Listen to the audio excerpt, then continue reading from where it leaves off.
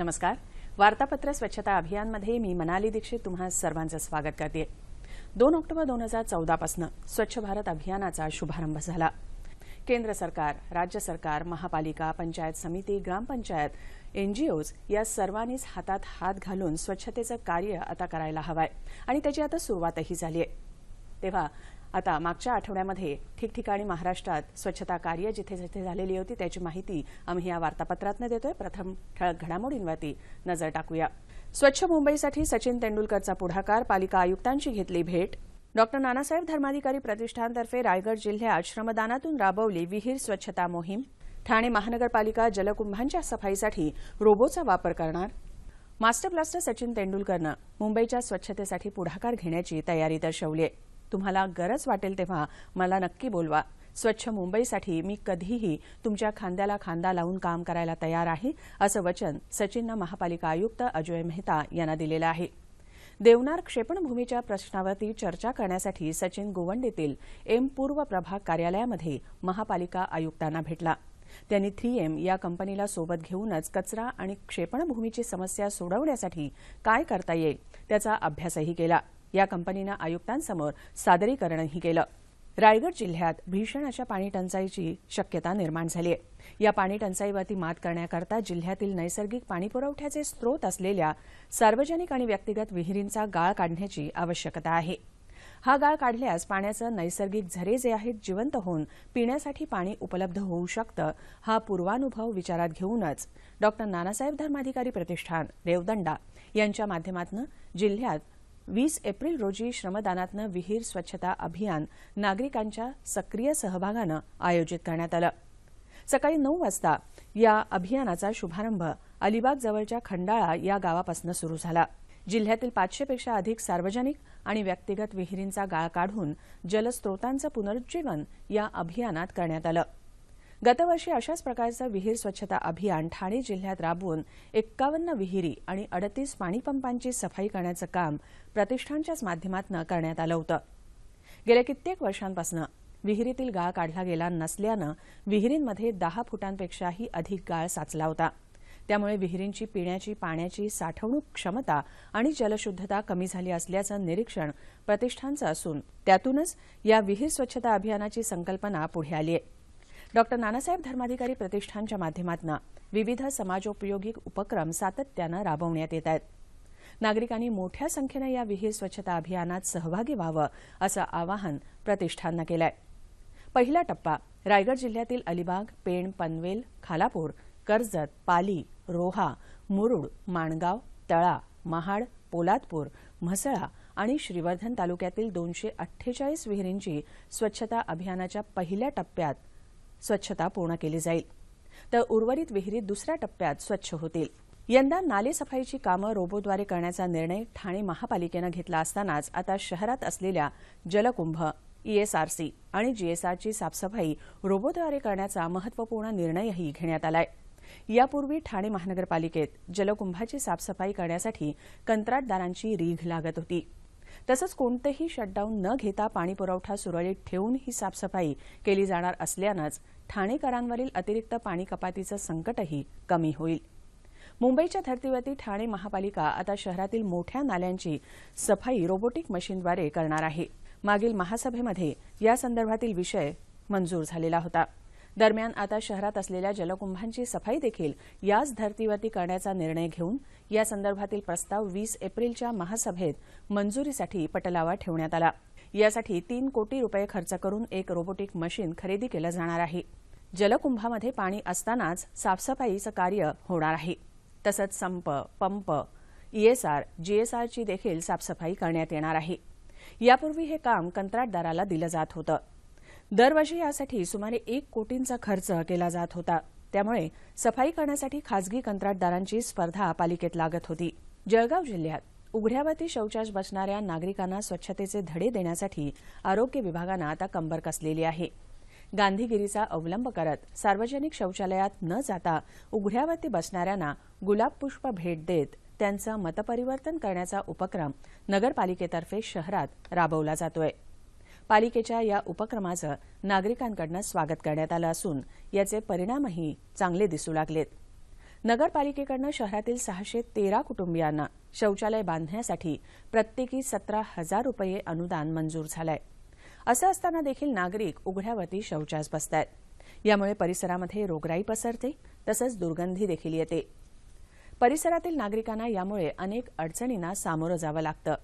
ही बाब लक्षात घेता आरोग्य विभागानं अनोखी शक्कल लढवली आणि उघड्यावरती शौचास बसणाऱ्यांना गुलाबाचं फूल देऊन त्यांचं प्रबोधन करण्याचा उपक्रम राबवला.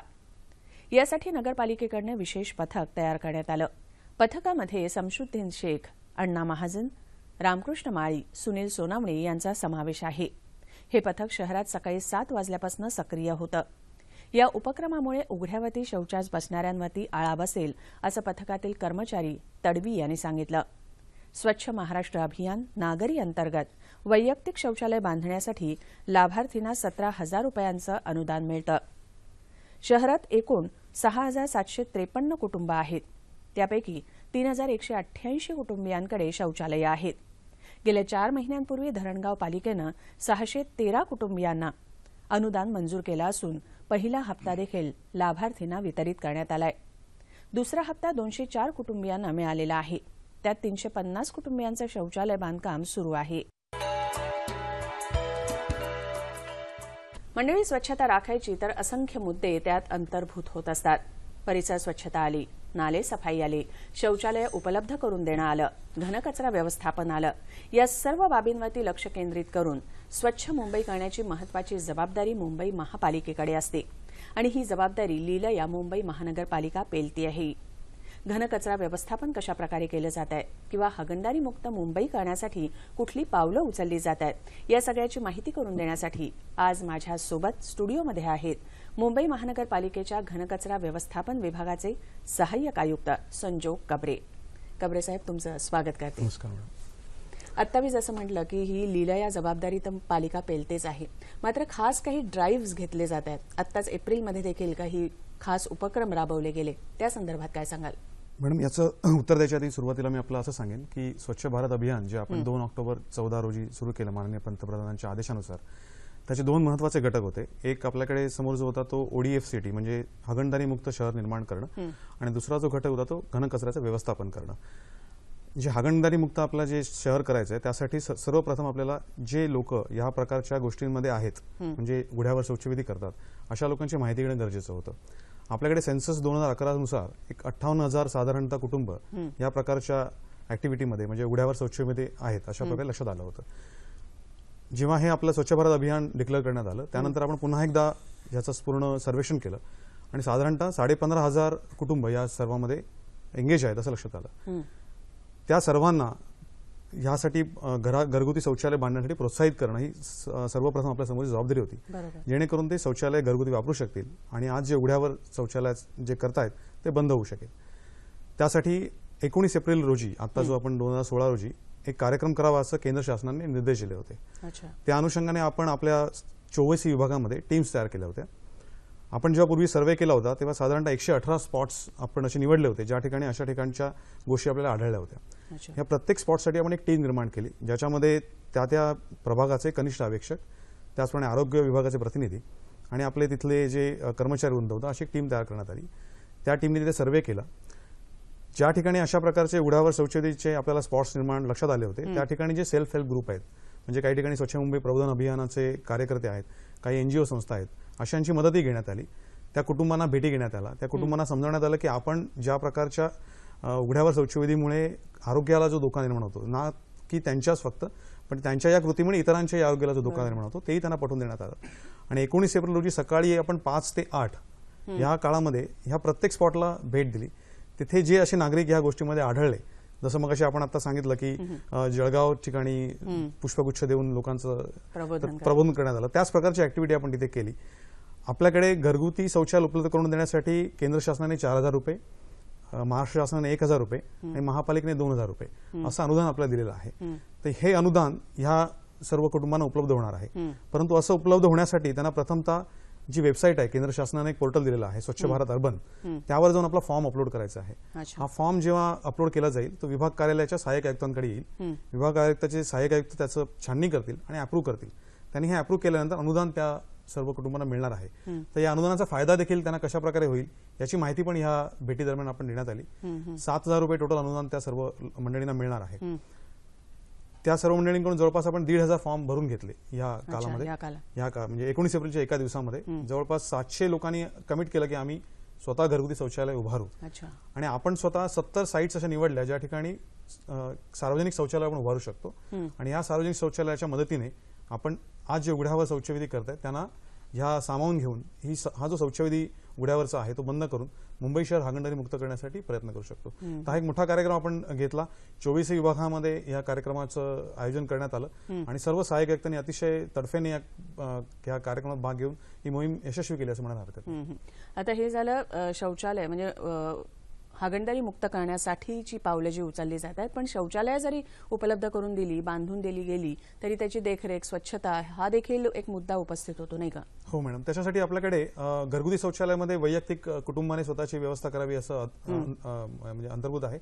सार्वजनिक शौचालय आहे त्यामध्ये 2 विभाग आपण पाहतो. एक आपल्याकडे एक स्लम सॅनिटेशन डिपार्टमेंट आहे, म्हणजे वस्ती स्वच्छता कार्यक्रम राबवणारं. त्यांच्या माध्यमातून आपण अनेक शौचालय उपलब्ध करून दिली आहेत. आता आपल्याकडे त्यांचा एक लॉट 9 म्हणून कार्यक्रम सुरू होता. त्याच्यामध्ये जवळपास 2100 शौचालय आपण उपलब्ध करून घ्यायचं ऑलरेडी काम सुरू आहे. त्यातली जवळपास आपण 752 शौचालय बांधून शौचालय म्हणजे सीट्स पूर्ण केलेले आहेत. त्याचप्रमाणे आपण 5,300 नवीन सीट्स निर्माण करण्यासाठी कंत्राटदार देखील नेमलेले आहेत. मी जसं आता सांगितलं त्याप्रमाणे सर्व सहाय्यक आयुक्तांनी आपलं प्रथम जे उद्दिष्ट आहे ते उघड्यावरचं शौचविधी बंद करणं. हे बंद करण्यासाठी ज्या ज्या ठिकाणी अशा प्रकारची टॉयलेट जायची आहेत त्या जागा पण आपण आयडेंटिफाय केलेल्या आहेत. जवळपास 3340 सीट्स निर्माण करण्याचा प्रोग्राम आपल्याकडे तयार आहे आणि ऑक्टोबर 17 पर्यंत आपण हा प्रोग्राम राबवून मुंबई शहरामधलं हे जे हागणदारी मुक्त आहे ते करू. दुसरा आपण जो प्रश्न विचारला की तिथली देखभाल करण्याबाबत, तर देखभालीसाठी आपण 2 प्रकारे कार्यक्रम करतो. एक, आपण तिथल्याच जे नागरिक आहेत त्यांची एक संघटना निर्माण करून त्या नागरिकांनाच या संपूर्ण शौचालयाचं आपण काम देतो, ज्यांच्या माध्यमातून या ठिकाणी त्यांची जी देखरेख आहे ती होऊ शकेल. त्याचप्रमाणे काही खाजगी संस्थांना सुद्धा आपण काम देतो आणि त्या खाजगी संस्थांकडनं सुद्धा या प्रकारचं परिरक्षण होऊ शकेल यासाठी आपण काम करत आहोत. अच्छा, आणि खरं सांगायचं तर हे सेंट्रल गव्हर्नमेंटचा हा फ्लॅगशिप प्रोग्राम आहे स्वच्छतेचा, तर त्या दृष्टीने काही थीमॅटिक ड्राईव्ह देखील मुंबई महापालिका घेत असते नाही का? मॅडम, याच्यासाठी खरं तर केंद्र शासनामार्फतच कॅलेंडर तयार करून आपल्याला देण्यात येतं आणि दर 15 दिवसाचे ते कार्यक्रम आपल्याला दिले जातात. जसं 1 एप्रिल ते 15 एप्रिल असा आपल्याकडे स्लम्सच्या क्लिनिंगचा कार्यक्रम होता. आता 16 एप्रिल पासून 30 एप्रिल पर्यंत त्यांनी आपल्याला जे हेरिटेज स्ट्रक्चर्स आहेत किंवा मॉन्युमेंट्स आहेत अशा ठिकाणचं क्लिनिंग आपल्या समोर घेतलेलं आहे. आपण बऱ्याच ठिकाणी या योजना आता दर दिवशी एक वेगवेगळ्या ठिकाणी आपण कार्यक्रम घेतो, जसं की गेटवे ऑफ इंडिया आहे, बाबुलनाथ टेम्पल आहे, आज बाणगंगा तलावाचा क्लिनिंगचा कार्यक्रम घेतलेला आहे, रिझर्व्ह बँक ऑफ इंडिया आहे, ज्याची मोठी स्ट्रक्चर्स आहेत, मोठी आपली जी पुरातन वस्तू संग्रह आहेत तर त्या ठिकाणी आपण असे कार्यक्रम राबवतो आहेत. येणाऱ्या काळामध्ये सुद्धा म्हणजे अगदी 31 मार्च 2017 पर्यंतचा प्रोग्राम ऑलरेडी आपल्याला केंद्र शासनाने बनवून दिलेला आहे आणि दर 15 दिवसासाठी कोणत्या कोणत्या ठिकाणी, जसं आता 1 मेला लेबर डे जागतिक जो आपला कामगार दिवस आहे, त्या कामगार दिवसाच्या निमित्ताने येणाऱ्या 15 दिवसामध्ये वेगवेगळ्या फॅक्टरीजमध्ये किंवा कारखान्यांमध्ये तिथे स्वच्छतेबाबत प्रबोधन करणं, तिथल्या कर्मचाऱ्यांचं, कामगारांचं प्रबोधन करणं, तिथे स्वच्छता मोहीम राबवणं, अशा प्रकारचा कार्यक्रम आपण हाती घेणार आहोत. घनकचरा व्यवस्थापन याची जी व्याप्ती आहे ते देखील मोठी आहे, त्यामध्ये अनेक मुद्दे अंतर्भूत होत असतात, तर याच्याकडे कसं काय लक्ष देत असते पालिका? घनकचरा व्यवस्थापन हा एक अतिशय म्हणजे आपण सर्व आज क्लिष्ट विषय आहे आणि आपण सर्वजण आज खूप चर्चा या विषयावर करतोय. देवनारच्या विषयामुळे या विषयाला फारच महत्त्व निर्माण झालेलं आहे. तर आपण असं पाहिलं पाहिजे की 3 प्रमुख घटक घनकचरा व्यवस्थापनाचे होऊ शकतात. एक म्हणजे स्वच्छता करणं, म्हणजे जसं आपण आज रस्त्यावरती आमचे जे कर्मचारी आहेत, सफाई कर्मचारी, ते रस्त्याची स्वच्छता करतात, आपण आपल्या घरातली स्वच्छता करतो, हा स्वच्छतेचा एक भाग आहे. ह्या स्वच्छतेच्या ज्या कामातून जो कचरा निर्माण होतो त्याचं संकलन करणं, हा त्याची पुढची आपण स्टेप म्हणून निर्माण होते.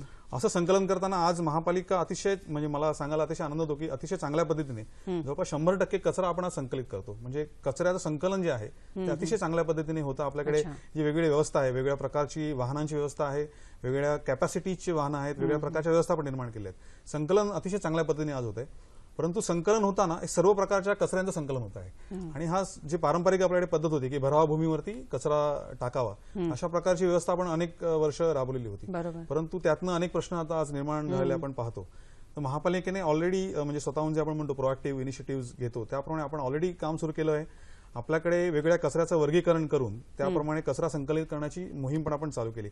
जसं की बायोमेडिकल कचरा आपल्याकडे जो निर्माण होतो हॉस्पिटल्समधनं, त्यासाठी आपल्याकडे स्वतंत्र व्यवस्था आहे, स्वतंत्र गाड्या आपल्याकडे आहेत, ज्या प्रत्येक ठिकाणच्या हॉस्पिटल्समधून त्यांचा बायोमेडिकल वेस्ट आपण जमा करतो. त्याचप्रमाणे आपल्याकडे आज घाटकोपरला आपण जे ग्रीन वेस्ट म्हणतो, म्हणजे झाडांपासून निर्माण होणारा कचरा, तर ह्या कचऱ्यावरती प्रोसेस करण्यासाठी मशीन्स लावण्यात आलेल्या आहेत. त्या मशीन्समधून आपण पॅलेट्स तयार करतो, ह्या पॅलेट्सचा इंधन म्हणून आपण वापर करतो. तर दर दिवशी आपण जवळपास 16 टन कचरा तिथे आपण प्रोसेस करतो आहोत. त्याचप्रमाणे आपण डेब्रिज ऑन कॉल अशी एक नवीन संकल्पना आणली मागच्या वर्षी, आणि त्यामधून जे घराच्या रिपेअर्समध्ये डेब्रिज होतं, म्हणजे मोठ्या प्रमाणात जे डेब्रिज मोठे जे कन्स्ट्रक्शनची कामं चालतात त्या ठिकाणचं डेब्रिज घेऊन जायची व्यवस्था ऑलरेडी आपल्याकडे अस्तित्वामध्ये होती. मात्र जी छोटी छोटी घरामध्ये कामं चालतात, तर साधारणतः आपला कल असा असायचा की घरात काम काही केलं की त्या 4-5 बॅग जमा करायच्या आणि त्या कचरा कुंडीवर टाकायच्या. पण हा कचरा अतिशय विघातक होतो, कारण हा कचरा त्या उरलेल्या कचऱ्याशी मिक्स होत नाही. म्हणून आपण डेब्रिज ऑन कॉल व्यवस्था पण चालू केली, जेणेकरून नागरिकांना एक पेड सुविधा उपलब्ध आहे की आपण जर फोन केलात विभाग कार्यालयामध्ये तर आपल्या घरी ती गाडी येऊन आपल्याकडला जो हा डेब्रिज निर्माण झाला तो घेऊन जाईल. डेब्रिज स्वतंत्ररित्या संकलित करून त्याची प्रक्रिया आपल्याला स्वतंत्ररित्या करता येईल. तर कारण डेब्रिज जवळपास 1000 टन आपल्याकडे आज मुंबईमध्ये जनरेट होतं, आणि ते वेगळं जनरेट झालेलं असं जे काय आहे ते वेगळ्या ठिकाणी एकत्र करून त्याच्यावरती वेगळ्या प्रकारे प्रक्रिया करणं गरजेचं आहे. ह्या प्रकारे पण आपण आज डेब्रिजसाठी पण वेगळी व्यवस्था करतो आहे. ड्राय वेस्टसाठी ऑलरेडी आपण सर्व ठिकाणी टेम्पोज आपले दिलेले आहेत. महापालिकेच्या सर्व विभागांमध्ये हे टेम्पोज उपलब्ध आहेत. त्याच्या माध्यमातून आपण जो सुका कचरा आहे आपण निर्माण केला, तो सुका कचरा वेगळा संकलित करतो, त्याची वेगळी व्यवस्था आपण करतो. त्यामध्ये स्वयंसेवी संस्था आहेत, कचरा वेचक संघटना आहेत, यांना आपण यामध्ये इन्व्हॉल्व केलेलं आहे. हे जरी सर्व आपण जरी करत असलो तरी मूळ प्रश्न मात्र असा राहतो की एवढं सगळं करूनही ओल्या कचऱ्याची मात्र जी प्रमाण आहे ते पण फार प्रचंड आहे. आज आपल्याकडे महापालिकेने कांजूर जे भूमी आहे आपली भराव भूमी, त्या ठिकाणी 3000 मेट्रिक टनाचा बायो कंपोस्ट प्रकल्प ऑलरेडी शास्त्रीयरित्या आपण सुरू केलेला आहे. त्या ठिकाणी आपण शास्त्रीयरित्या त्याच्यावरती प्रक्रिया देखील करतो आहोत. मात्र हे करत असताना आपली जी कचरा निर्माण करण्याची जी आज संख्या आहे किंवा जे प्रमाण आहे ते पाहता तो प्रकल्पही आज कमी पडतोय. त्यामुळे मला असं वाटतं की नागरिकांनी आपल्याकडे निर्माण होणारा ओला कचरा त्याचं विघटन जनरेशन पॉइंटला, म्हणजे जिथे आपण उत्पन्न करतो त्याच ठिकाणी कसं करता येईल यावर आपण विचार केला पाहिजे.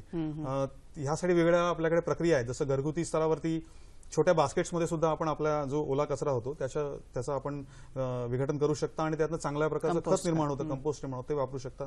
सोसायटी लेव्हलवरती आपण मशीन्स आज उपलब्ध आहेत, ज्याच्यामध्ये जर मोठ्या सोसायटीज असतील ज्याच्यामध्ये 100-200 घरं असतील आणि जर जागा उपलब्ध असेल आपल्याकडे, तर त्या ठिकाणी आपण असा मशीन्स लावून त्याच्यातनं पुन्हा कंपोस्ट निर्माण करू शकता.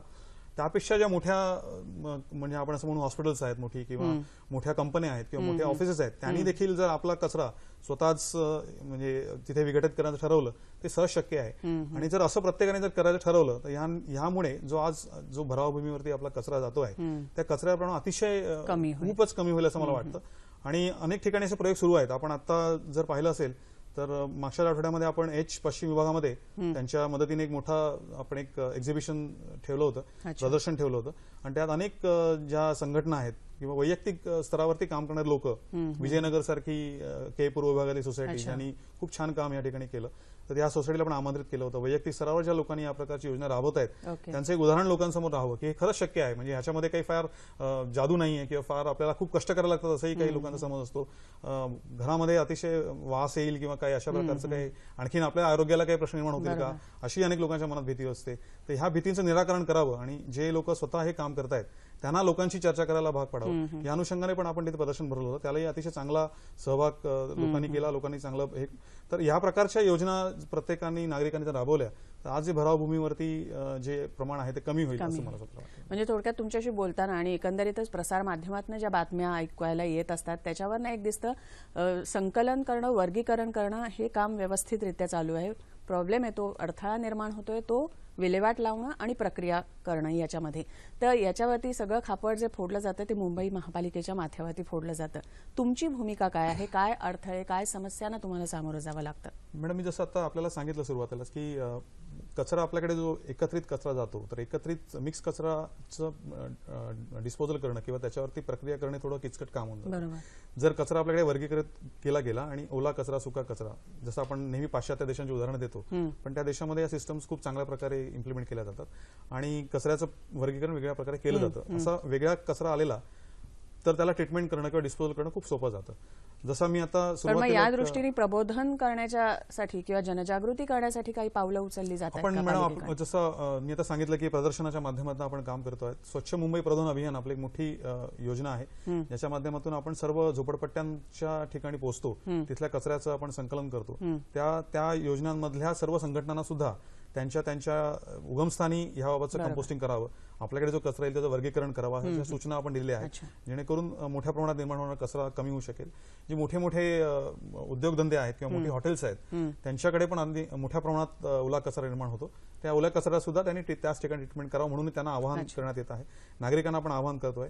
आपण एक फेसबुक पेज मॅडम चालवतो. त्या फेसबुक MCGM SWM म्हणून फेसबुक पेज आहे, ज्याच्यामध्ये आपण बरेच जे उपक्रम आपल्या महापालिकेमार्फत केले जातात त्याची माहिती त्या पेजवर आपण दिलेली आहे. माझी विनंती राहील की नागरिकांनी त्या पेजला व्हिजिट परत एकदा सांगा काय? www.facebook.com/MCGM SWM.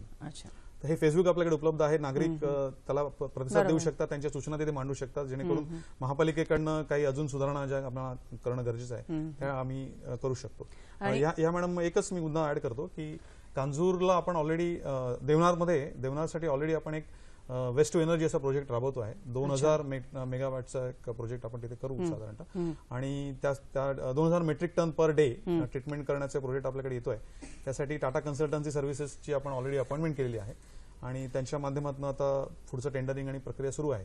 तो एक मोठा प्रोजेक्ट तिकडे उभा राहील, ज्याच्याकडून 2000 मेट्रिक टनापर्यंत आपण कचऱ्यावरती ट्रीटमेंट ॲडिशनल ते 3000चं जे मी आता सांगितलं कांजूरचं, आणि त्याचप्रमाणे कांजूरला अजून 1000 मेट्रिक टनाचा प्रोजेक्ट आपण तिथे आणू इच्छितोय. तो साधारणतः 1 वर्षाच्या कालावधीत सुरू होऊ शकेल. ते 2-3 मोठे प्रोजेक्ट्स आहेत आणि साधारणतः 2 वर्षाच्या कालावधीमध्ये जसं मी म्हटलं की उघड्या व शौचविधी आपण कमी करू इच्छित आहोत, ते एक गोष्ट. आणि ह्या घनकचऱ्याचं व्यवस्थापन देखील नागरिकांनी याच्यामध्ये अजून सहभाग केला, म्हणजे महापालिका त्यांच्या स्तरावरती जे काही प्रोसेसिंग करते त्याच्यावरचा थोडासा भार जर कमी करून नागरिकांनी जर दिला तर मला वाटतं आपण स्वच्छ मुंबईचं जे काही स्वप्न आपलं आहे ते नक्कीच पूर्ण करू शकतो. खूप छान, तुम्ही अत्यंत नियोजनबद्धरित्या आणि खूप छान काम करताय या स्वच्छतेच्या कार्यासंदर्भात. धन्यवाद, तुम्ही इथे आलात आणि माहिती दिलीत त्याबद्दल. आपण किंवा एखादी संस्था तुमच्या परिसरामध्ये अशा प्रकारे स्वच्छता मोहीम जर राबवत असेल तर आम्हाला जरूर कळवा. आम्ही त्याचा समावेश आमच्या या वार्तापत्रामध्ये नक्की करू. आमचा पत्ता लिहून घ्या. निर्माता वार्तापत्र स्वच्छता अभियान, पांडुरंग बुतकर मार्ग, दूरदर्शन केंद्र, वरळी, मुंबई 400030. याबरोबरच हे वार्तापत्र आम्ही इथेच समाप्त करतोय. पुन्हा आपली भेट होणारच आहे पुढील रविवारी दुपारी 1:30 वाजता. नमस्कार.